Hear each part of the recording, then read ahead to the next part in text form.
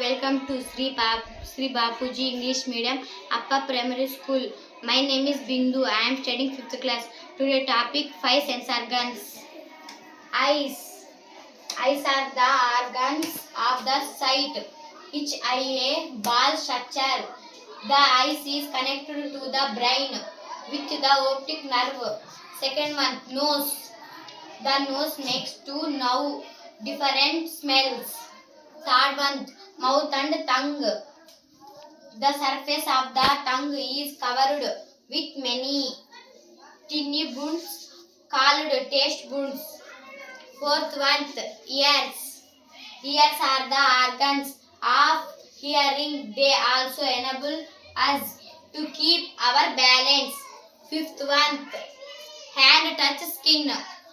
The skin covers the entire body and protect the internal organs. Thank you.